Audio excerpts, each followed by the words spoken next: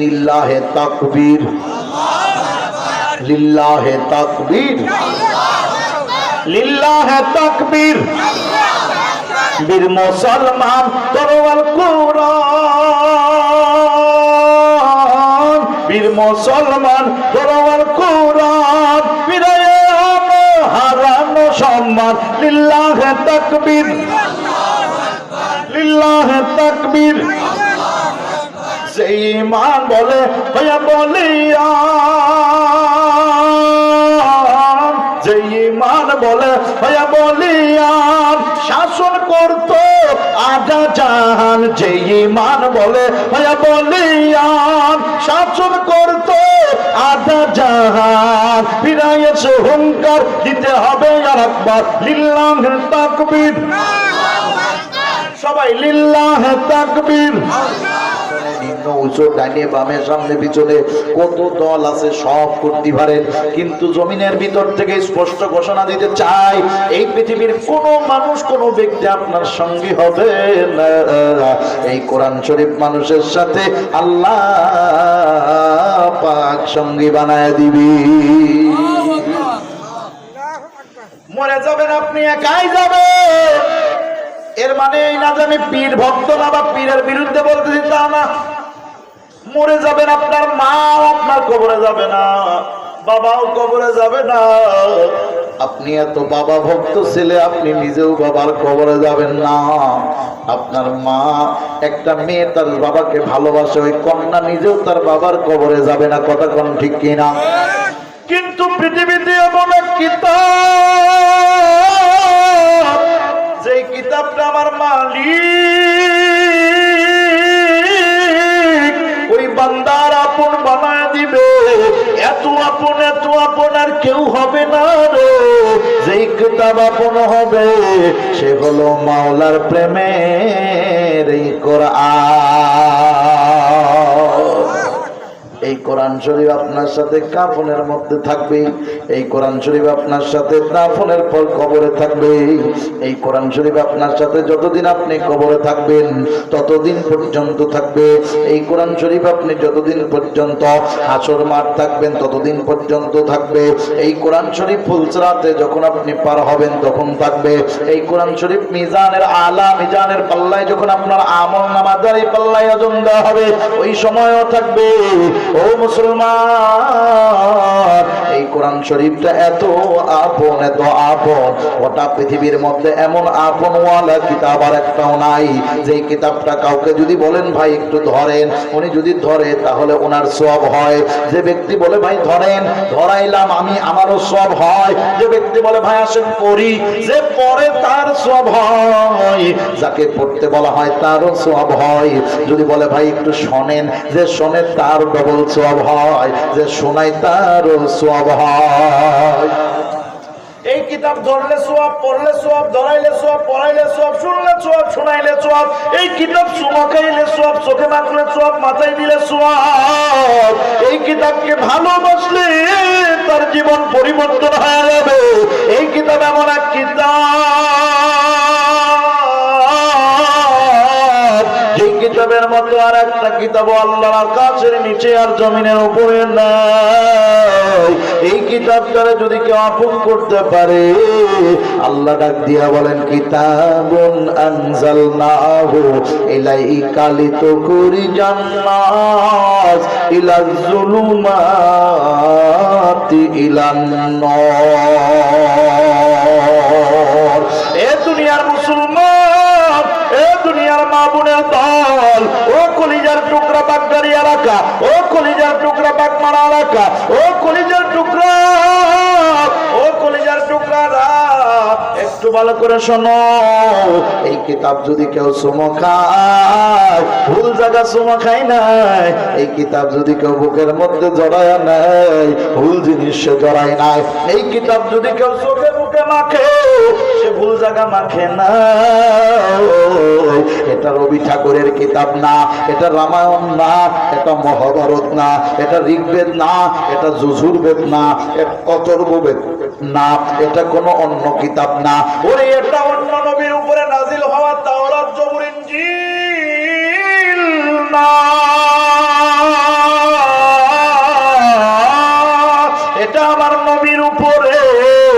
নাযালা আলা মুহাম্মদ, আমার নবীর উপরে নাজিল হওয়া কিতাব, যেই কিতাবের প্রতি পড়তে পড়তে আমার আল্লাহ হেদায়েত রেখে দিছে। এই কিতাবের একটা শব্দের নাম হলো তাহা।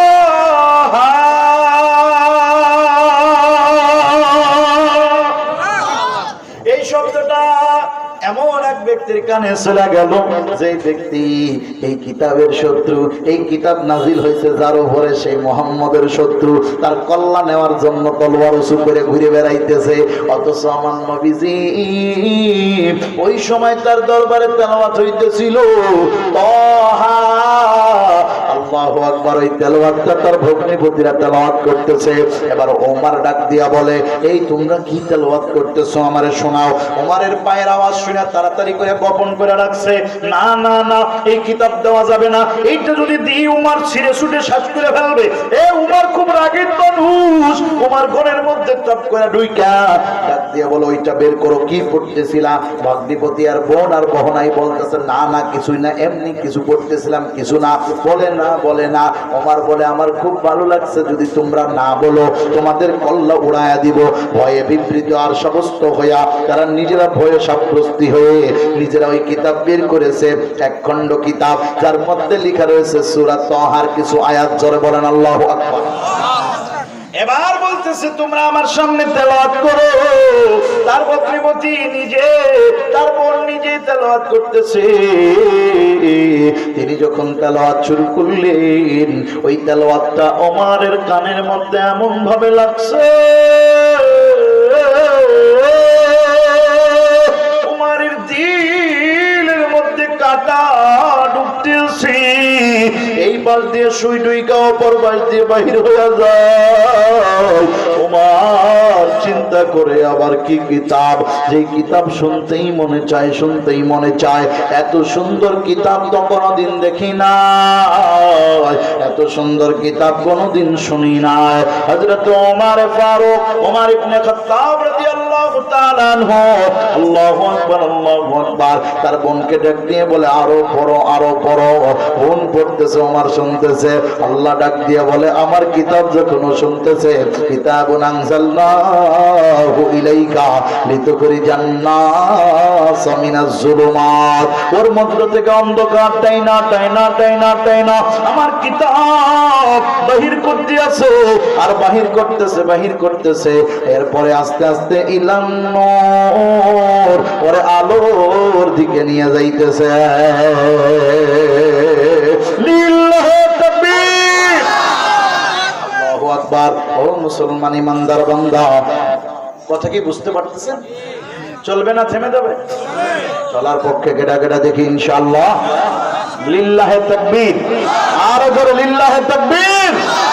এক পর্যায়ে কি মজা, আল্লাহু আকবার। কিতাব পড়তেছে, ওমরের ভালো লাগতেছে। ওমর ডাক দিয়া বলে নিজের বোনকে, বলো মুহাম্মদ কোথায়?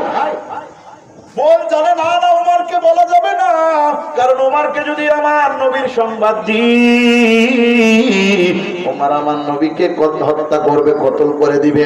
ওমর সার বোনের মুখ থেকে শুনতে পাই না। বোন ডাক দিয়ে বলে, জীবন চলে যাবে তা বলবো না। ওমর বলে, দেখো আমি মারার জন্য বলতেছি না, আমার একটা কাজ আছে বলবো। বলে, যদি না মারার শর্তে শুনতে চাও বলতে পারি। তুমি কিতাব বাহির করতে বলছিলা, বাহির করতেছিলাম না, কিন্তু আমি বাহির করেছি, কারণ কিতাব একটা ছিঁড়লে আর একটা বাহির করা যাবে। কথা কোন ঠিক না বেঠিক? একটা যদি পোড়াইয়া দেওয়ার একটা লেখা যাবে, একটা যদি নদীতে ফেলে দেওয়ার একটা বাহির করা যাবে, কিন্তু এক নবী মুহাম্মদ যদি চলে যায়, আর কোথায় পাবো? ওই নবীরে পাওয়া যাবে না। উমর ডাক দিয়ে বলে, না না না, আমার একটু কাজ আছে, আমার দিলের মধ্যে আগুন লাগছে, একটু বলো কোন জায়গা মুহাম্মদ? বলতেছে, শিয়াবে আবি তালিবের মধ্যে নবী মুহাম্মদ গোপনে আছে। এক পর্যায়ে হযরতে ওমর তখনও ছিলেন অগ্নি পূজারী, জাহান্নামের কীট। হযরতে ওমর তখন অগ্নি পূজারী, জাহান্নামী, চলে যাইতেছে তলোয়ারটা নিয়ে। আমার নবীজি যেখানে বসা, হযরতে আলী ডাক দিয়ে বলে, নবী গো, ওমর আসতেছে।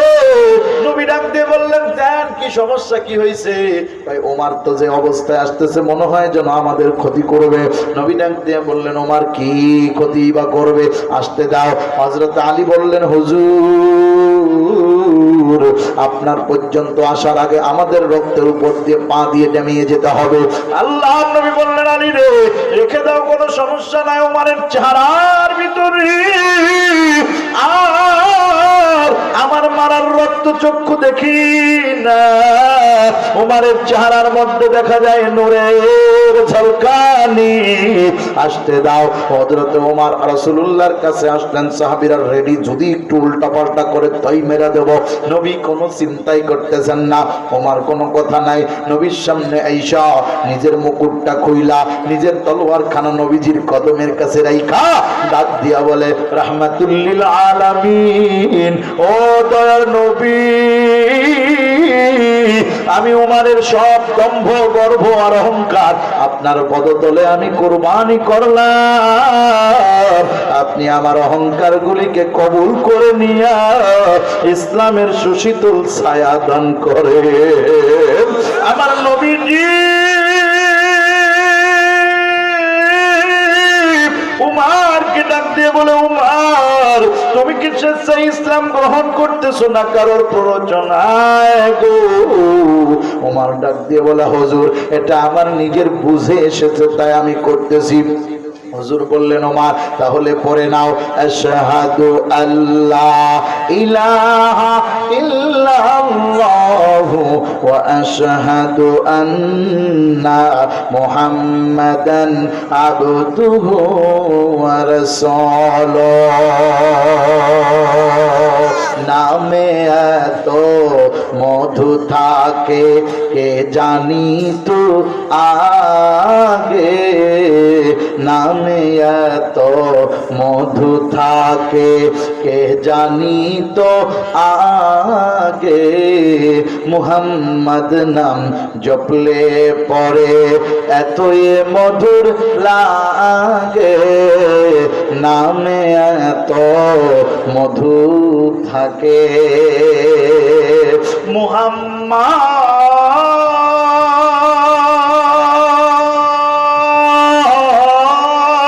এই নামের গুণে কত পাপী, এই নামের গুণে কত পাপী পার হইয়া যাবে। মুহাম্মদ নাম জপলে পরে এত মধুর লাগে, এই নামে যে এত মধু, এই নামে যে এত মায়া কে জানি তো আগে, নামে এত মধু থাকে। মুসলমান ভাইরা আমার, আল্লাহ নবীর কাছে যখন ঈমানের জন্য নিজেকে সুপর্দ করছে, নবী ঈমান দিয়ে দিলেন। সেই দিনের আগ পর্যন্ত নারায়ে তাকবীর, লিল্লাহে তাকবীর, আল্লাহু আকবার, আল্লাহর জমিনে আল্লাহর নাম সেদিনের আগ পর্যন্ত আমার নবী এবং সাহাবীরা কোনোদিন জোরে জোরে নিতে পারে নাই। ও মা ডাক দিয়ে বলে, হুজুর একটা কথা ছিল। ওমর বলো রে, কি কথা? আর কতদিন গোপনে ইসলাম প্রচার করবেন? আপনি যদি আমার দায়িত্ব দেন, এই গোপন জায়গা থেকে ইসলামটারে নিয়া গোটা আরব জাহানের মধ্যে ছড়ায়া দিতে চাই। কথা বলেন আল্লাহু আকবার। এ যুবক, তোমার যৌবনটারে তুমি কোন কাজে লাগাও? মেয়ে মানুষের পিছনে লাগাও, লেখাপড়ার পিছনে লাগাও, মোবাইলের পিছনে লাগাও, চাকরির পিছনে লাগাও, বইয়ের পিছনে লাগাও, স্ত্রীর পিছনে লাগাও। ও মুসলমান, কেউ বা লেখাপড়া, কেউ বা এলেম শেখার পিছনে লাগায়। এক একজন এক এক তালে আছে। কথা কোন ঠিক কিনা? তোমার জীবনে যত শক্তি আল্লাহ দিছে, কোনদিন কি এই গলাটা ভুইরা আমার মালিকের নাম একবার উচ্চারণ করে দেখছো নাকি? দেখছেন দেখছেন দেখছেন? ওই কোনদিন তো দেখলাম না। হযরত ওমর বললেন, হুজুর কয়েকজন সাহাবীদের আমার পাশে দেন। ওমরের পাশে দেয়া হলো। ওমর বলতেছেন, লিল্লাহে তাকবীর, লিল্লাহে তাকবীর। লিল্লাহে তাকবীর। বীর মুসলমান তরোয়াল কুরআন, বীর মুসলমান তরোয়াল কুরআন, ফিরায়ে আনো হারানো সম্মান। লিল্লাহে তাকবীর, লিল্লাহে তাকবীর। যে ঈমান বলে হইয়া বলিয়ান, যে ঈমান বলে হইয়া বলিয়ান, শাসন করতো আধা জাহান। যে ঈমান বলে হইয়া বলিয়ান, শাসন করতো আধা জাহান। ফিরাইয়েছে হুঙ্কার, দিতে হবে আর একবার লিল্লাহে তাকবীর। সবাই লিল্লাহে তাকবীর। তোমার সমস্ত সাহাবীদের মধ্য থেকে কিছু সাহাবীদের নিয়ে মক্কার অলি গলির মধ্যে যখন আল্লাহর নাম প্রতিধ্বনি করে ঘুরে বেড়ায়, আবু বকর ডাক দিয়ে বলে, কে রে? বলে, আর কেউ না, যেই উমর মুহাম্মাদের ঈমান কল্যাণ থেকেছে, এই উমর নিজে ঈমান নিয়ে ফিরছে। আবু বকর, ওমর, উসমান, খাব্বাব, খুবাইব, জুবাইর, তালহা, হযরতে সাহাবায়ে কেরাম যত নবীর জীবনে সাহাবী আসছে, তার মধ্যে এক পিস সাহাবী যার নাম ওমর, যার নাম শুনলে শয়তান পথ থেকে পালায়। কথা বলেন ঠিক কিনা? বর্তমান যুগে একটা উমর দরকার। কথা বলেন ঠিক না ঠিক? আওয়াজ দেন, আওয়াজ দেন। যে যে দল করে করুক গে, আমার দরকার নাই।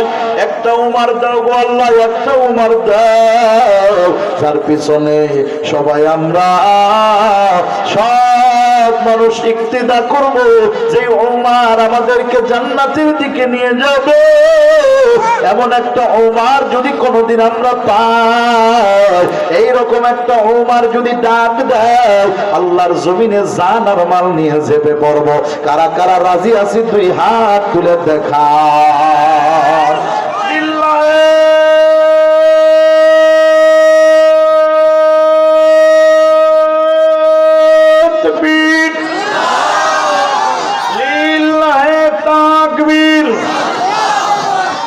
এমন একজন উমরের সাথে যেতে রাজি আছেন তো? ইনশাআল্লাহ রাজি আছেন?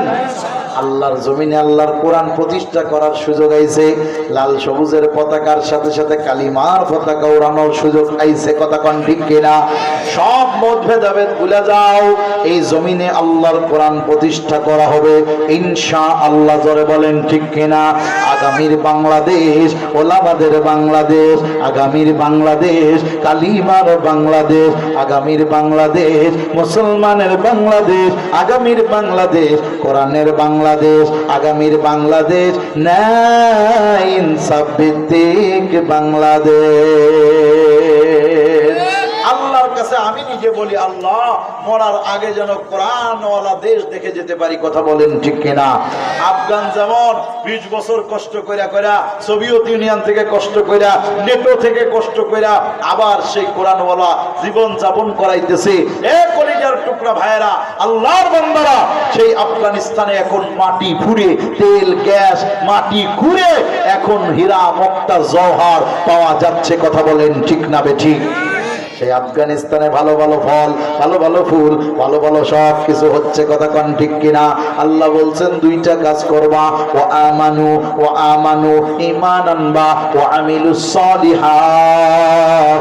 আমানু ঈমান আনো, ও আমিলুস সলিহাত, এবং ভালো কাজ করো। দুইটা জিনিস যদি তোমরা করো, আমি আল্লাহ ওয়াদা করলাম, দিনের বেলায় তোমাদের রোদ দিব, রাতের বেলায় তোমাদেরকে বৃষ্টি দিব, ফলে ফুলে শস্য ভান্ডার দিয়া এবং তোমাদেরকে ধন ভান্ডার দিয়া ভরপুর করে দিব। সম্ভাবনার দেশ আমার বাংলাদেশ, সম্ভাবনার দেশ আমার বাংলাদেশ। ধর বলেন ঠিক কিনা? এই বাংলাদেশে কোরআনওয়ালারা সারা পৃথিবীতে ফার্স্ট হয়। কথা বলেন ঠিক কিনা? সাকিব খান তুমি কোন খান? তুমি তৈরি করো ছবি। ও সাকিব তুমি কি করো? আমার মাগুরা আমার জেলার পাশের জেলা। ও চার ছক্কা মেরে বেড়ায়। কোনোদিন তো কেউ একটা ভালো কিছু আনতে পারলি না, তারা পৃথিবীর মধ্যে একটা ট্রফি আনতে পারলি না। আর আমার নাজমুস সাকিবের দিকে তাকায় দেখ, আমার মাহফুজ আনামের দিকে তাকায় দেখ, আমার ছোট্ট ছোট্ট হাজ্জখানার ছাত্রর দিকে তাকায় দেখ। প্রতি বছরে দুই একটা কইরা গোটা পৃথিবীর মধ্যে আমার হাজ্জখানার ছাত্ররা সুনাম বয়া সারা বিশ্বে ফার্স্ট হয়ে আনতেছে। যারা বলেন ঠিক কিনা? তারপরেও সাংবাদিকদের চোখে যায় না। কথা বলো, কারণ ওদের চোখে যাবি কেমনে? ওরা এটা ধরবে না তো ধরা লাগবে না রে, রাখবে না। গোটা পৃথিবী নড়িয়ে গেছে বাংলাদেশে কি যেন হচ্ছে। ওই নুরানির ভিতরে এত সুন্দর করে ইংরেজি লেখা, ওরা পাইলো কোন জায়গা? ওরা নুরানির মধ্যে এত সুন্দর করে বাংলা টাইপিং লেখা, ওরে মনে হয় যেন MA পাস লেভেলের মতো লেখা। এরে পাইলো কোন জায়গা? এই গোটা পৃথিবীর মধ্যে নুরানি হলো এখন বর্তমানে আমার বাংলাদেশের জন্য স্পষ্ট আল্লাহর রহমান। কথা বলেন না কেন? ওরে এত সুন্দর করে ইংরেজি টাইপ করতেছে, এত সুন্দর করে বাংলা লিখতেছে, সাথে আরবিও লিখতেছে। ছোটবেলায় একটা বই পড়েছিলাম, নাম হলো আদর্শ লিপি। লেখা ছিল একের মধ্যে সব, একের মধ্যে সব। এখন নুরানির মধ্যেই সব, ওর মধ্যেই সব, বাংলা ইংরেজি অঙ্ক সব পাওয়া যায়। হেফজখানায় ঢুকে ঢুকে দেখেন 5 বছর 7 বছর 8 বছর 10 বছরের ছেলে ফেলে হেফজ ঢুকে 2 বছর 1 বছর যেতে না যেতে কি মেধাবী রে। ওরে আল্লাহ, রাত্রে একদিন হেফজখানায় আমি যাইতেছি, ঘুরতেছি, দেখি ছাত্ররা কি করে। ঘুরে দেখতেছি এক ছেলে কাঠ হয়ে শুয়ে আছে, তেলাওয়াত করতেছে। ওই ছেলেটা কাঠ হয়ে শুয়ে তেলাওয়াত করতেছে, তাবারাকাল্লাযী বিয়াদিহিল মুলকু ওয়া হুয়া আলা কুল্লি শাইইন কাদির আল্লাযী খালাকাল মাউতা ওয়াল হায়াতা লিয়াবলুয়াকুম আইয়ুকুম আহসানু আমালা ওয়া হুয়াল আজিজুল গফুর। এই তেলাওয়াতটা শুনে আমার চোখের পানি দূরে রাখতে পারি না। ডাক দিয়ে বলি, মালিক এ কেমন তেলাওয়াত গো? যেই বয়সে মায়ের কোলের ভিতরে ঘুমানোর কথা ছিল, যেই বয়সে আব্বার কোলে ঘুমানোর কথা, সেই বয়সে তার বাবা মা পাশে নাই, কিন্তু ঘুমের ঘরে মালিকের সাথে কথা কয়। টুকরা ভাইরা, কোরআন ওয়ালাদের বাঁচা রাখবেন তো কোরআন বেঁচে থাকবে, কোরআন ওয়ালাদেরকে হেফাজত করবেন তো কোরআন হেফাজত হবে, কোরআন ওয়ালাদেরকে ভালোবাসবেন তো আল্লাহকে ভালোবাসা হবে, কোরআন ওয়ালাদেরকে মাথায় হাত বুলিয়ে দেবেন তো আল্লাহর কালামে হাত বুলিয়ে দেওয়া হবে, কোরআন ওয়ালাদেরকে মহব্বত করবেন তো আল্লাহ এবং তার নবীকে মহব্বত করা হবে। বলুন তো দেখি, আমার আল্লাহ এই হেফজখানার কালাম যারা তেলাওয়াত করে 24 ঘন্টা, আপনি যখন নাকে তেল মেরা 6 রাত 3টার সময় ঘুমান, এই কোরআন ওয়ালারা ওই সময় ডেস্কে একটা আওয়াজ দেয়, এই আওয়াজ শুনে লাভ দিয়ে উঠা আরে সব গোসলকে একদম তাড়াতাড়ি যায়, ওযু করে, ওযু করে ওযু গোসল শেষ করে সব পড়তে শুরু করে দেয়। আপনি যখন ঘুমান এরা তখন কোরআনুল কারীম তেলাওয়াত করে। এই হেফজখানাগুলি বাঁচায় রাখা দরকার আছে কি নাই? আরো জোরে বলেন, আছে কি নাই? এই হেফজখানাগুলি আল্লাহ কিয়ামত পর্যন্ত জিন্দা রাখো। জোরে বলেন আমিন। একটা হেফজখানা একটা এলাকার জন্য রহমত। জোরে বলেন আল্লাহু আকবার। এই হেফজখানা বেঁচে থাকুক, এই হেফজখানার উস্তাদরা ভালো থাকুক, হেফজখানার ছাত্ররা মেধাবী হোক, এরা বেহির হয়ে আইসা আমরা যখন মারা যাব আমাদের জানাজার নামাজ পড়াবে। কথা বলেন ঠিক না বেঠি? আর বেশি কিছু নয়। ও মুসলমান ভাই, আমি আপনাদের কাছে আজকে অল্প সময়ের জন্য এসেছি, সময় বড় সংক্ষিপ্ত, তবে একটা কথা বলে যাই, আজকের এই হেফজখানার জন্য একটু রহমতের হাত পেতে দিতে হবে। কথা বলেন ঠিক কিনা? কি সুন্দর একটা জায়গা। আমি আপনাদেরকে ওয়াদা দিই ইনশাআল্লাহ আর 10টা বছরের মধ্যে ইনশাআল্লাহ এই জায়গার হেফজখানার বাচ্চারাও কম্পিটিশন করবে বিসিবির ভিতরে ইনশাআল্লাহ। এর মধ্যেও আলেম ওলামারা আপনারা যত লোক বসে আছেন এর চেয়েও বেশি